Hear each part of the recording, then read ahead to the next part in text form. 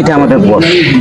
সে এত টাকার মালিক হয়েও সে তার সাইডে এমন ভাবে কাজ করতেছে, মানুষে দেখলে মনে করবে কি সে মনে হয় সাইডে কাজের লোক। তার ভিতরে কোনো অহংকার নাই, ঘৃণা নাই, কোনো কিছু নাই। এত একজন ভালো লোক। আচ্ছা চলো। ঠিক আছে, চলো। আচ্ছা ঠিক আছে, চলো।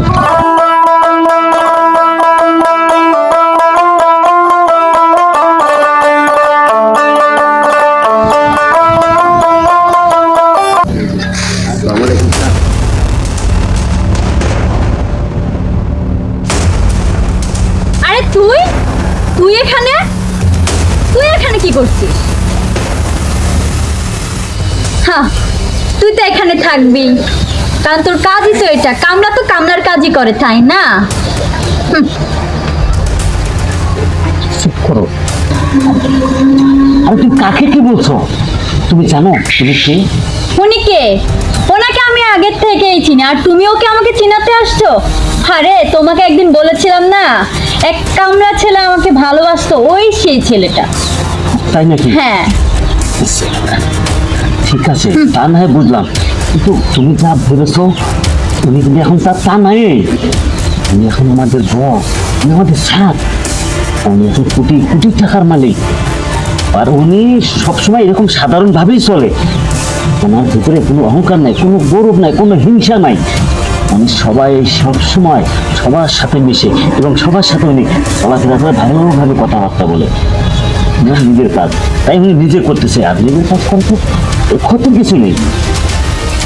ও আর নিজের কাজ, ও তো লোকের কাজ করে, ও তো অন্যের কাজ করে নিজের পেট চলায়।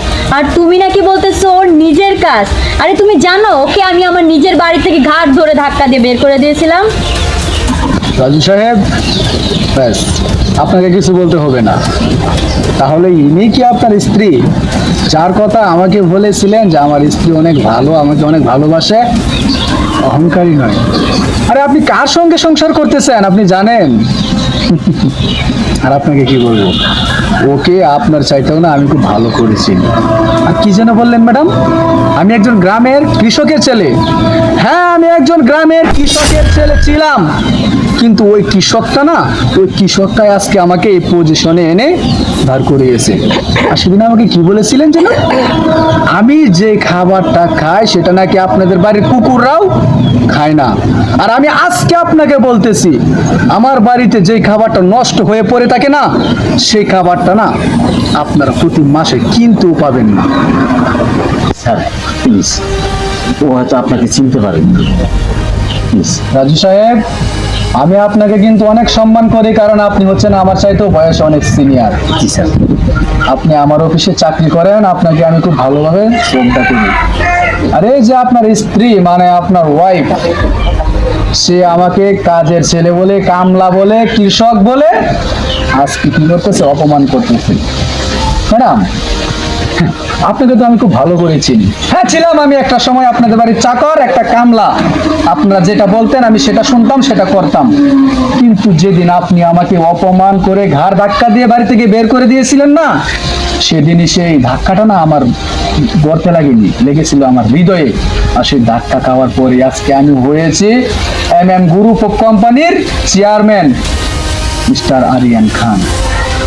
সরি আরিয়ান, আমি না মানুষ চিনতে ভুল করেছি। আর তুমি যে এখন এত টাকা পয়সার মালিক হয়েছো, এটা আমি বুঝতে পারি নাই।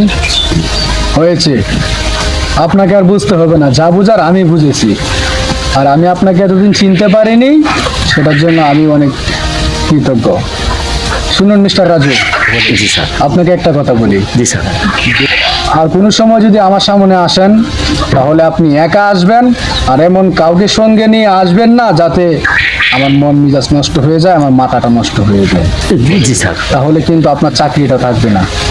আর ম্যাডাম, আপনাকে একটা কথা বলি, আপনি সেদিন আমাকে খুব ভালোভাবে খুব অনেক কিছু বলেছেন যে আমি নাকি কোনোদিন বড় লোক হতে পারবো না, টাকা পয়সা মালিক হতে পারবো না। শুনেন ম্যাডাম, মানুষের ভাগ্যটা না কখন পাল্টে যায় কেউ বলতে পারে না। আর সারা জীবন মানুষ গরিব থাকে না। চাইলেই তার ভাগ্যটা সে পরিবর্তন করতে পারে। আর আমি আপনার সঙ্গে এত কথা কেন বলছি, রাজু সাহেব, জি স্যার। বিকালে আপনি অফিসে আমার সঙ্গে দেখা করবেন, আর এই মাসে 1.5 লক্ষ টাকা আপনার বেতনটা নিয়ে যাবেন। জি স্যার। ঠিক আছে, আসতে পারেন। ওকে স্যার, আসসালামু আলাইকুম স্যার। ওয়ালাইকুম আসসালাম।